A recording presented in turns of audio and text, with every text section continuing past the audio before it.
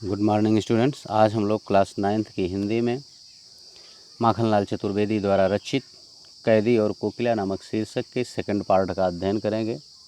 First part में हमने चतुर्वेदी जी के जीवन परिचय और कैदी और कोकिला के 2 छंदों का अध्ययन किया है। आज हम सेकंड पार्ट में कैदी और कोकिला के तीसरे छंद से तीसरे, चौथे और 5वें छंद का अध्ययन करेंगे। तो आइए हम देखते हैं कैदी और कोकिला का तीसरा छंद। क्यों हुक पड़ी बेदना बोझ वाली सी, कोकिल बोलो तो क्या लूटा मृदुल वैभव की रखवाली सी, कोकिल बोलो तो। देखिए यहाँ कवि जो है वह जब कोयल की आवाज़ को सुनता है तो कवि को उस कोयल की आवाज़ में एक वेदना भरी हुक उठती हुई दिख रही है कि कोयल की जो आवाज़ है वो वेदना से युक्त है, वेदना से भरी हुई है। इसीलिए वह प्रश्न करता है कोयल से, क्यों हुक पड़ी? हे कोयल, तुम्हारी आवाज़ में इस तरह की वेदना क्यों भरी हुई है? तुम वेदना के बोझ को ढोसी रही हो, वेदना का बोझ लेकर के आई हो। कोकिल बोलो तो, हे कोयल बताओ, क्या लूटा मृदुल वैभव की रखवाली सी। हे कोयल, तुम तो हमारे सांसारिक वैभव की रखवाली करने वाली भाई हो। क्या लूटा? क्या उसमें से कुछ लूट गया है? किसी ने उसमें से कुछ लूट लिया है? कोकिल बोलो तो, हे कोयल बताओ। अब यहाँ देखिए मृदुल वैभव, वैभवशाली, चूँकि हमारा देश जो था ये पहले वैभवशाली था, अत्यधिक संपन्न था। हमारे देश को सोने की चिड़िया कहा जाता था, लेकिन जितने भी आक्रांता आए हुए हमारे देश के धन को लूट कर लेकर चले गए। इसीलिए आज यह सोने की चिड़िया कहा जाने वाला हमारा देश अविकसित देश की श्रेणी में आ जा रहा है, विकासशील माना जाता है। तो इसीलिए वहाँ कवि कह रहा है कि मृदुल वैभव की रखवाली, हे कोयल तुम हमारे देश के वैभव की रखवाली करने वाली हो।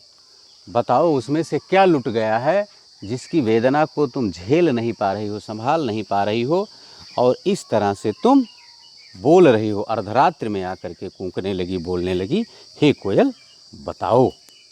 उम्मीद है आप लोगों को ये तीसरे छंद की व्याख्या समझ में आ गई होगी, कोई प्रॉब्लम आपको नहीं होनी चाहिए। आइए अब हम अगला छंद, चौथा छंद देखते हैं।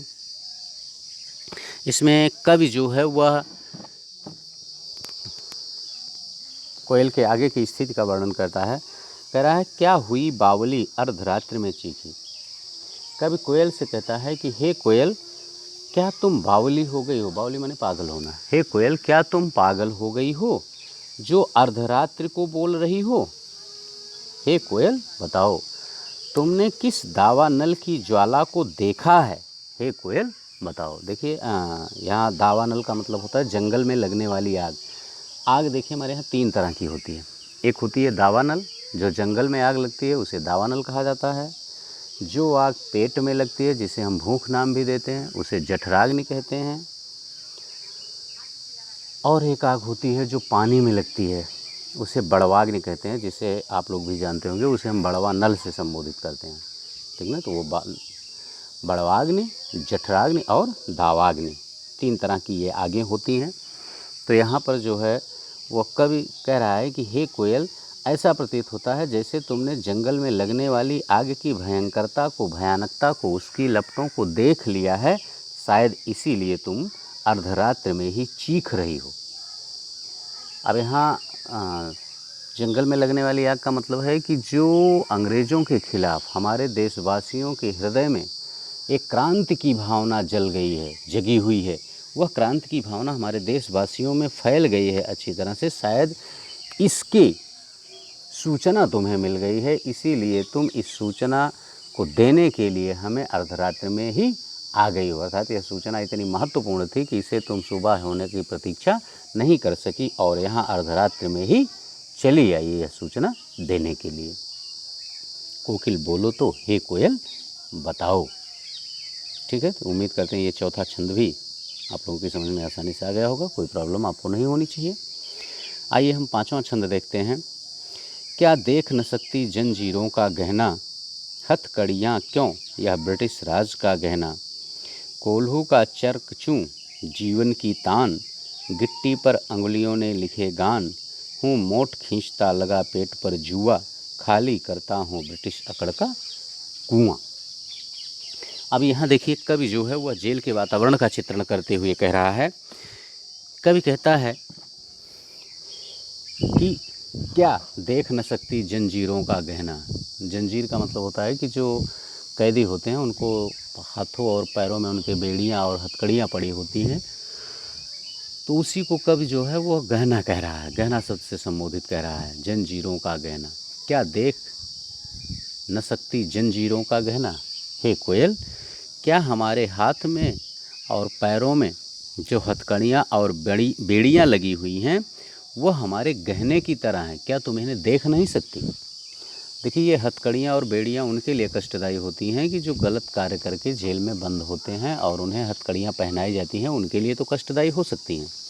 लेकिन कवि जो है वह देश की स्वतंत्रता के लिए युद्ध करता हुआ बंदी बनाया गया, पकड़ा गया है, तो अपने देश को स्वतंत्र आज़ाद कराने के लिए उसको अंग्रेज़ों ने पकड़ करके और उसे हथकड़ियों से जकड़ा है, इसीलिए वह उनको हथकड़ी न मान करके उन्हें गहना मान रहा है कवि। ठीक, कहता हथकड़ियाँ क्यों, यह ब्रिटिश राज का गहना है। कोयल ये हथकड़ियाँ नहीं हैं, तुम्हें हथकड़ियाँ क्यों मानती हो, ये तो ब्रिटिश सरकार के गहने हैं। ब्रिटिश सरकार के जो राज्य में हम स्वतंत्रता संग्राम सेनानियों को हथकड़ियाँ पहनाई गई हैं, ये हथकड़ियाँ नहीं बल्कि इस राज्य में, इस शासन में मिलने वाले ये गहने हैं। कोल्हू का चरकचू जीवन की तान। कवि कह रहा है कि जो कोल्हू, चूँकि कैदी जो होते हैं, उन कैदियों से गेहूँ पिसाया जाता है, ठीक ना। जो कैदी होते हैं उनको खिलाने के लिए आटा जो तैयार किया जाता है वो ये पहले की व्यवस्था थी, तो उनसे जो आटा तैयार किया जाता है वो उन्हीं कैदियों के द्वारा बड़े बड़े चक्कियाँ लगी होती थी, जिसको लकड़ी के सहारे, जैसे जुआ कहते हैं, उस लकड़ी के सहारे उन्हें एक एक दो दो कैदियों से चलाया जाता था। तो वो उन्हीं से जितना भी आटा लगता था कैदियों से ही पिसवाया जाता था। तो इसीलिए कवि कह रहा है कि कोल्हू का चरकचू। तो उसी तरह से जब हम कोल्हू चलाते हैं, तेल भी पीसने के लिए, पेरने के लिए, निकालने के लिए सरसों से, वहाँ भी उसके लिए भी कोल्हू लगा हुआ था। आटा पीसने के लिए चक्की लगी होती थी। ऐसे ऐसे लगभग वो कैदियों के ही द्वारा ये सारे कार्य करवा लिए जाते थे अंग्रेज़ों के द्वारा। इसीलिए कह रहा है कभी कि कोल्हू का चरकचू।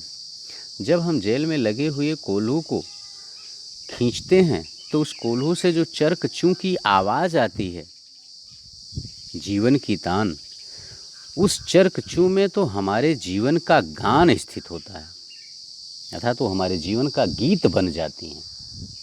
कोल्हे की जो चरकचू आती है, कोल्हू खींचने से जो चरकचू की आवाज़ आती है, वह हमारे जीवन की गीत बन जाती है।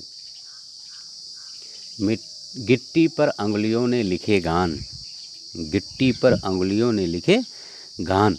और फिर कह रहा है कि इस तरह से जो कोल्हू का डंडा होता है उस पर हमारी उंगलियों के जो निशान पड़े हुए हैं, वो ऐसा प्रतीत होता है कि जैसे लिखे गान, हमने अपनी उंगलियों से उस डंडे पर गीत उकेर दिए हैं। उकेरना का मतलब लिख देना।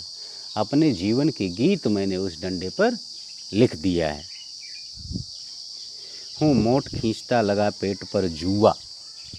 अब देखिए यहाँ पानी भी पिलाने के लिए कैदियों को, या जो फसलें बोई जाती हैं जेल के अंदर, उनको सींचने के लिए आप लोग देखते होंगे कि कुएं में रहट चलती है एक, वो छोटे छोटे, उसमें 2-2 लीटर के, 1.5-1.5 लीटर के, या 1-1 लीटर मान लीजिए कि डिब्बे लगे होते थे। तो ऐसे ऊपर नीचे चलते थे, उसको चरखे के द्वारा, बैलों के द्वारा चलाया जाता था। तो इसको हमने भी देखा बैलों के द्वारा, लेकिन जो जेल में चलाए जाते हैं वो कैदी ही उसको भी खींचते हैं। तो जब कैदी जो हैं उसको खींचते हैं तो उसमें वो रहट होती है, वो ऊपर नीचे चलती है, डब्बे की तरह से होता है, एक तरफ उसका मुँह खुला होता है। तो जब नीचे जाता है तो उसमें से पानी निकल कर आता है, और जब वो फिर नीचे जाने को होता है, डब्बा उलटता है तो पानी गिर जाता है, जिसको एक चद्दर से नाली की तरह बना करके उसको कुएं से बाहर कर लिया जाता है। और उसमें जो लकड़ी लगी होती है उसको मोट कहते हैं।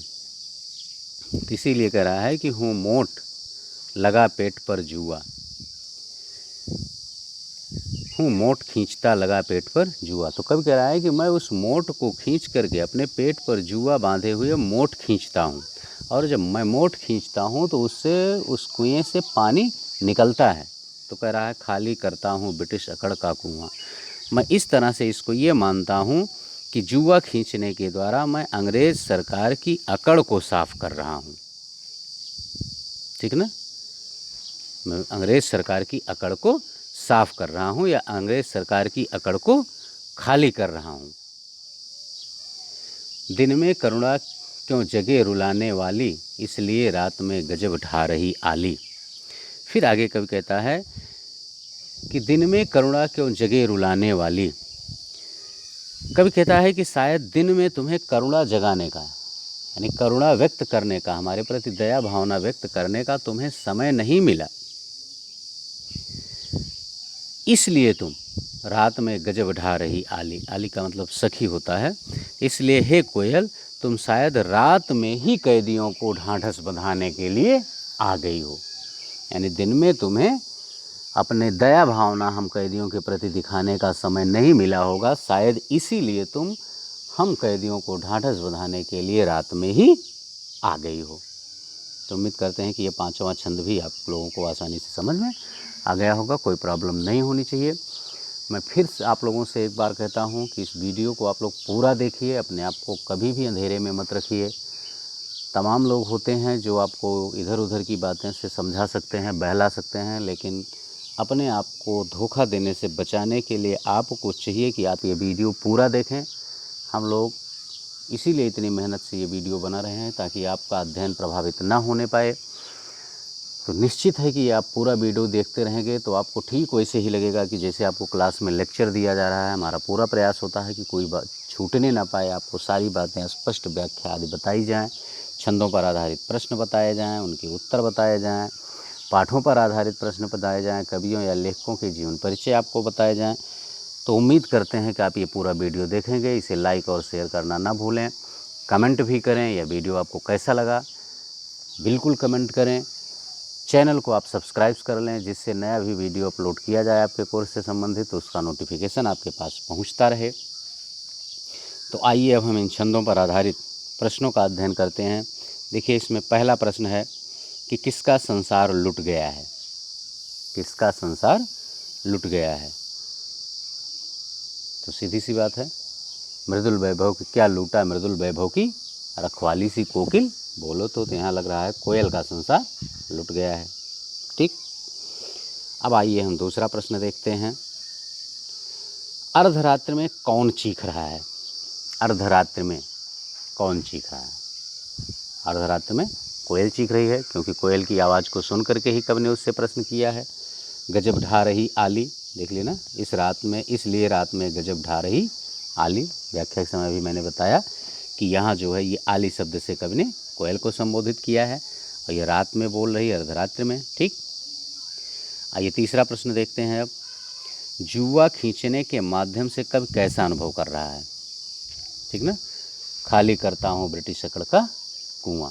जुआ खींचने के माध्यम से कवि ऐसा अनुभव कर रहा है कि जैसे वह ब्रिटिश अकड़ के कुएं को साफ कर रहा है।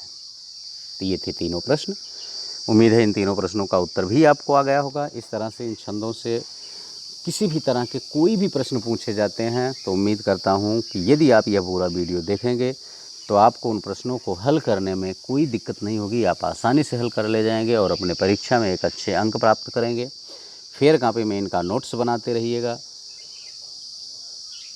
इन प्रश्नों को लिखते रहिएगा, कवियों का जीवन परिचय लिख ले रहिएगा। और इसमें जो है आप लोग तीसरे छंद का अर्थ लिख लेंगे, संदर्भ, प्रसंग, व्याख्या, ठीक ना, और शिल्प सौंदर्य। शिल्प सौंदर्य हम इसका देख लेते हैं। देखिए, इसमें मुक्तक छंद है, खड़ी बोली भाषा का प्रयोग किया गया है तीनों छंदों में। और इसमें अंग्रेज़ों के समय में जेलों में दी जाने वाली कैदियों की यातनाओं का चित्रण किया गया है। पाँचवें में कवि ने जेल के वातावरण का चित्रण किया है, ये इसका शिल्प सौंदर्य था। तो तीसरे का संदर्भ, प्रसंग, व्याख्या और शिल्प सौंदर्य, ये तीनों चीज़, चारों पांचों हेडिंगें आप लिख लेंगे। उसके बाद इन तीनों प्रश्नों के आंसर आप लिख लेंगे। यदि यह वीडियो आप पूरा देखेंगे तो आपको कोई दिक्कत नहीं होगी और उम्मीद करते हैं कि आपको समझ में भी आ गया होगा। इस वीडियो को पूरा ज़रूर देखें, आप अपने आप को अंधेरे में ना रखें। ओके, इस वीडियो में इतना ही। इसके आगे हम अगले वीडियो में आपके समक्ष पुनः लेकर के उपस्थित होंगे। Thank you.